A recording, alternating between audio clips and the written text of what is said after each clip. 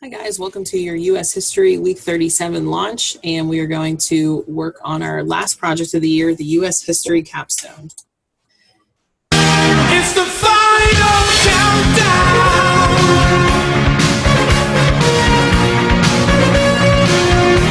The final countdown. All right, so there's 15 days left in the year as of today. So, I mean, it's kind of past due to start working, but if you are somebody who has a lot of work to do, make sure you're setting up a plan. Use these last 15 school days effectively. And if you are somebody who has a lot of work to do, you also need to be taking into consideration that you should be working weekends at this point too. You have three options for summer this year. So basically, you should be trying to complete all of your courses by May 25th. You guys have had more than enough time. That's a simple expectation. So complete all of your courses by May 25th. Enjoy your summer. Have a stress-free summer. Your parents and guardians won't be mad at you, or they will be mad at you. Because your second option, if you've completed at least 50% of a course, you're eligible for summer school. This will cost about $100 per course, so it is not free. If you did not receive a letter, if you received a letter, that means that you're somebody who's at least done some of the work and is in a position that summer school will be beneficial. But again, if you are really behind in all four of your classes, that means that you or your parent or guardian is going to have to shell out upwards of $400 to be able to pass for the year. So if you want to avoid your parents and guardians being mad at you, just do what you were supposed to do all along. Do your work. If you did not receive a letter, that means you're either on pace or you did not do really anything all year and you are not eligible for summer school. So you have basically two options, and that's either complete it all by May 25th, or if you fail more than two core classes, which is history, science, math, or English, if you fail at least two of those, you're going to be retained at your current grade level. So if you're somebody in 8th grade who is not going to pass two classes, you will be in 8th grade again next year. The U.S. History Capstone Project, again, we're just basically looking at what does it mean to be American, why should we study American history, and what does American identity and American history mean to you, your family, or your community. And we're basically going to be doing an interview to look into these concepts.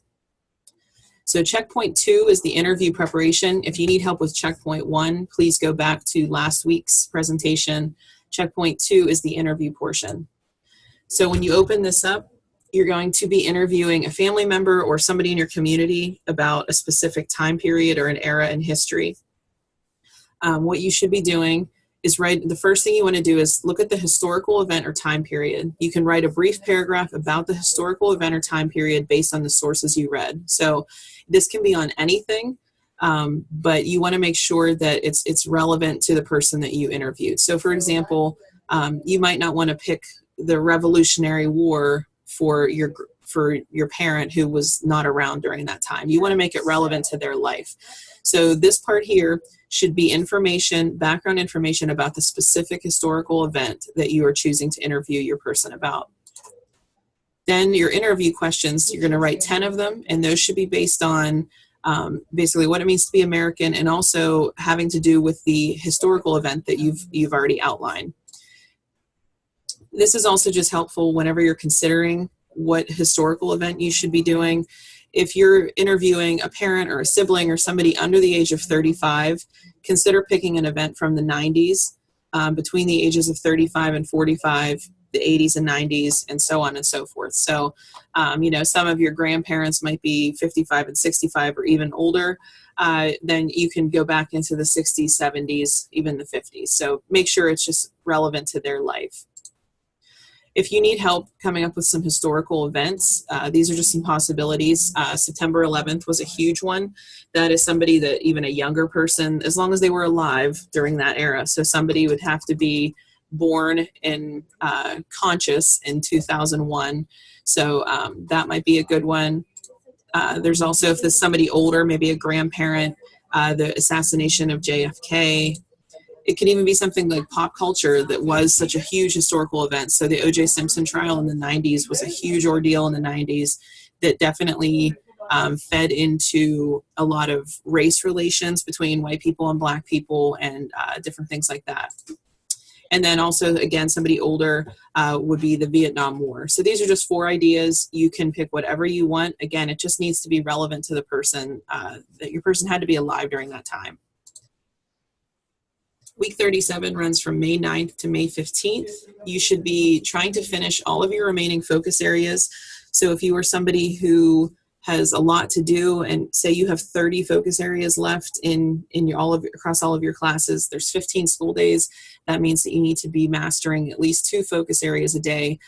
Just taking them once a day and not passing it really doesn't do anybody any good at this point. You have to be trying again and again and again until you master it. So aim to master as many as you can every day. If you're somebody who's in a good position and has everything pretty much caught up, look for extra credit and complete the additional focus areas. And then you should also be trying to submit checkpoint 2 of the U.S. History Capstone Project. And your reflection this week, I would like to know, who will you interview to complete the final project? So in the comment, just let me know what family member or friend or community member you'll be interviewing to ask about this specific time period. Okay, and then if you have any questions about the interview before you go forward with it, wait until you have my feedback before you actually go through with the interview. So again, this checkpoint is just outlining what questions you plan to ask.